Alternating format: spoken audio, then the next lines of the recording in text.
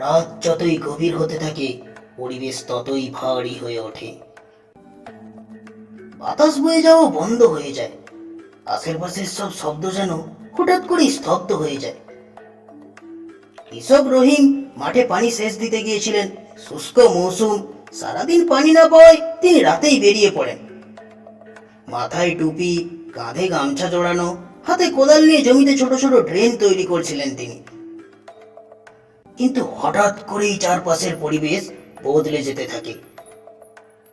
ঝমঝম শব্দ আসতে থাকে দূর থেকে। প্রথমে তিনি পাত্তা দেননি, ভেবেছিলেন হয়তো বাতাসের সঙ্গে বাঁশের ডগা ঠেকা খাচ্ছে। কিন্তু আশেপাশের গাছগুলো তো একদম স্থির, আর কোনো বাতাসও তো বইছে না। কিছুক্ষণ পরই কানে আসে বিড়ালের কর্কশ ডাক। গভীর রাতে বিড়ালের ডাক সাধারণ কোনো ব্যাপার না, কিন্তু রহিম এটাকে উড়িয়ে দেন। এমন সময় তার নাকে প্রচন্ড পচা পাঁঠার গন্ধ আসে। তার ধানের জমি যেন সেই গন্ধে একাকার হয়ে ওঠে। গন্ধের উৎস খুঁজতে আশেপাশে তাকান তিনি, কিন্তু কোথাও কোনো পাঁঠা নেই। এত রাতে গ্রামের কেউ কি পাঁঠা ছেড়ে দিতে পারে? মনে মনে প্রশ্ন জাগে, কিন্তু উত্তর পান না। বিস্ময় কাটাতে তিনি একটা বিড়ি বের করেন। আগুন ধরাতেই চারপাশ যেন আবার স্বাভাবিক হয়ে ওঠে, যেন কিছুই হয়নি। রহিম খানিকটা স্বস্তি পান, আবার কাজে মনোযোগী হন। কিন্তু হঠাৎ ওই কানে আসে কান্নার শব্দ। গভীর রাতে কিসে জমির মাঝে কার কান্না আসতে পারে? তিনি খেয়াল করেন চওড়া তাল গাছের নিচে কেউ একজন বসে কাঁদছে। তিনি একটু এগিয়ে যান। ধীরে ধীরে কান্নার শব্দ বাড়তে থাকে, সাথে এক অজানা ভয়ের শীতল স্রোত তার শরীর বেয়ে নামে। গলা শুকিয়ে আসে, কিন্তু সাহস করে ডাক দেন, কে কে কে কে ওখানে? কোনো সাড়া নেই। আবারও ডাক দেন, কে বসে আছিস? এত রাতে ওখানে কি করছিস? তবুও কোনো উত্তর নেই। তিনি আরো কয়েক কদম এগিয়ে গিয়ে ভালো করে দেখতে চেষ্টা করেন। কেউ একজন বসে আছে, মাথা নিচু করে, চুলগুলো এলোমেলো হয়ে মুখ ঢেকে রেখেছে। দেখতে যেন এক নারী। তিনি এবার একটু জোরেই বললেন, এই এই এই শুনছো? কে তুমি? কোনো প্রতিক্রিয়া নেই।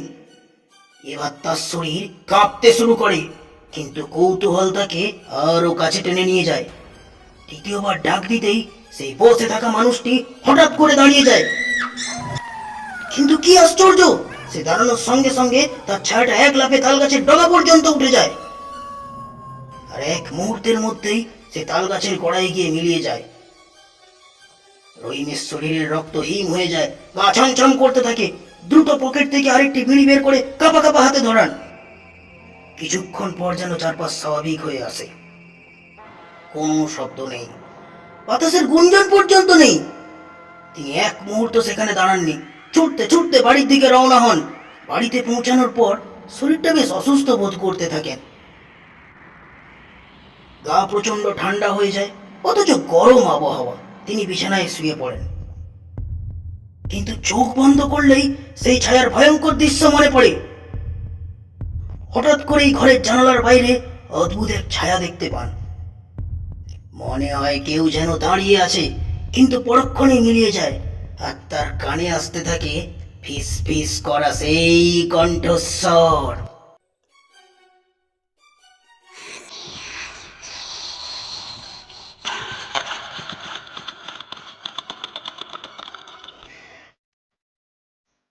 ওই প্রচন্ড ভয়ে উঠে বসেন। কপাল বেয়ে ঠান্ডা ঘাম গড়িয়ে পড়ে। দরজার দিকে তাকা দিয়ে দেখেন ঘরের কোণে কেউ একজন দাঁড়িয়ে। মুখ দেখা যায় না, কিন্তু অস্পষ্ট কালো অবয়ব। তিনি চিৎকার করতে যান, কিন্তু গলা দিয়ে কোনো শব্দ বের হয় না। শরীরটাও যেন অবশ হয়ে আসে। সেই ছায়াটি ধীরে ধীরে তার দিকে এগিয়ে আসছে। সেই রাতে কি ঘটেছিল রহিম নিজেও জানে না। সকালে পরিবারের লোকজন তাকে জ্ঞানহীন অবস্থায় খুঁজে পান। শরীর প্রচন্ড ঠান্ডা, জ্বর অনুভূতি। এরপর থেকে তার জীবনে একের পর এক অস্বাভাবিক ঘটনা ঘটতেই থাকে। রাতে দরজা জানালা বন্ধ করেও তিনি অনুভব করেন কেউ যেন তার আশেপাশে হাঁটছে। দরজার বাইরে কেউ যেন দাঁড়িয়ে নিঃশ্বাস ফেলছে। গ্রামের মানুষজন বলা বলি করতে থাকে,